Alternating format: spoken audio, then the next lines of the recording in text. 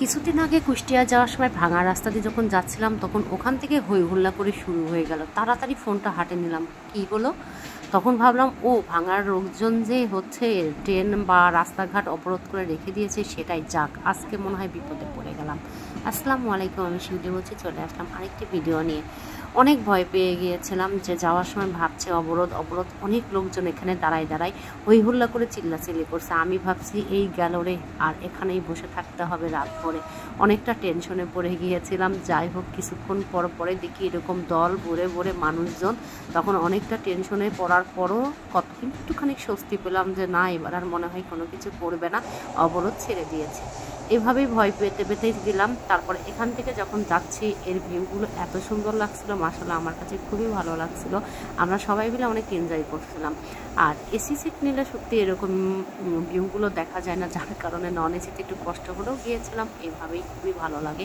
ট্রেনের যে বসে থেকে বাইরের ভিউগুলো এত সুন্দর লাগে দেখতে, খুবই ভালো লাগে। আর ট্রেনের জার্নিটা সত্যি একদম অন্যরকম, খুবই আরামদায়ক, খুবই ভালো লাগে। আর আমি আমার ছেলে মেয়ে 3 জন মিলে খুবই এনজয় করছিলাম। আর ওরা তো আরও বেশি এক্সাইটেড থাকে, কারণ ওরা নানির বাড়ি যেতে পারলে অনেকটা খুশি হয়। এই নানির বাড়ি যাবে বলে কখন পৌঁছাবে, কখন তাদের গন্তব্যে তারা চলে যাবে, এইগুলো নিয়ে তাদের এত তাড়াতাড়ি সময় চলে যায়, তারা নিজেরাও বুঝতে পারে না যে তাদের এত জার্নিটাও তারা কিছুই মনে করে না, যে একদম অনেকটা আনন্দ করবে, এই করবে সেই করবে, হুল্লাহুল্লি করবে, এগুলো নিয়ে তারা ব্যস্ত থাকে। এখানে কি সুন্দর ভিউগুলো। আর এটা ছিল ঢাকার মধ্যে, আর এটা পার হচ্ছিলাম আমরা একটা মনে হয় ব্রিজের উপর দিয়ে। যাই হোক, এভাবেই যাচ্ছিলাম, যেতে যেতে খুবই এনজয় করলাম। তবে একটা জিনিস নিয়ে খুবই টেনশন ছিলাম, যে সামনে নাকি রাস্তায় ভাঙাতে অনেক কী হবে। আর এই ভিডিওটা ছিল কিন্তু একদমই 1 সপ্তাহ আগের ঘটনা। যাই হোক, অনেক দিন ধরে ভিডিওটা আপলোড দিব করে দিতে পারিনি।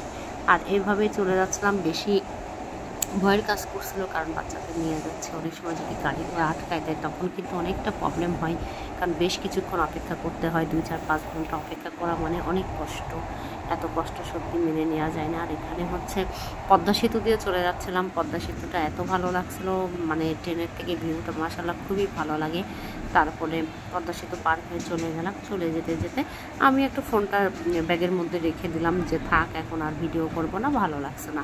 তারপরে এই ট্রেনটাও দেখছিলাম, এটা এখানে দাঁড়িয়েছিল, একটা একটা স্টেশনের সামনে ছিল। তারপরে অপেক্ষা করলাম না, রেখে দেবো ফোনটা। এভাবেই রেখে দিতে দিতে হঠাৎ করে যখন আমি দেখলাম যে ওইদিকে হইহুল্লা করে চিল্লাচিল্লি আওয়াজ, তখনই আমি বললাম হায় হায়, কী হলো? এই চিল্লাচিল্লি আওয়াজ দেখে আবার তাড়াহুড়া করে ফোনটা বের করতে করতে ওই ভিডিওটা নিতে পারিনি। কিন্তু সামনের দিকে দেখি আরও মানুষজন এইভাবে সব ট্রেনের সাইডে দাঁড়ায় বসে হই হুল্লা করে চিল্লাচিল্লি করতেছে। আমি তো প্রথমে খুবই ভয় পেয়ে গিয়েছিলাম।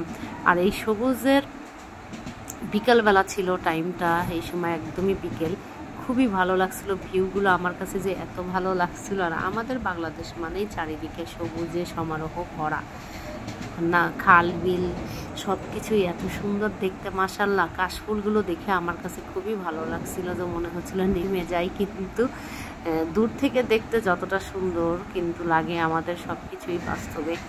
আর কাছে গেলে কিন্তু ওরকম একটা লাগে না, কিন্তু অনেকটাই ভালো লাগছিল দূর থেকে। ভিউগুলো এত সুন্দর লাগছিল, প্রকৃতিটা। আর আস্তে আস্তে বিকেল থেকে সন্ধ্যা নামছে, এই সন্ধ্যার প্রকৃতি সব কিছু ট্রেনে বসে বসে দেখার একটা যে অনুভূতি, এটা একটা সুন্দর মুহূর্ত, একটা অভিজ্ঞতাও কিন্তু অর্জন করার, একদম নিজের চোখে, একদম বিকেল থেকে দুপুর থেকে বিকেল, বিকেল থেকে সন্ধ্যার যে এটা, সন্ধ্যার থেকে আস্তে আস্তে রাতও হয়ে যাবে, খুবই ভালো লাগছিল।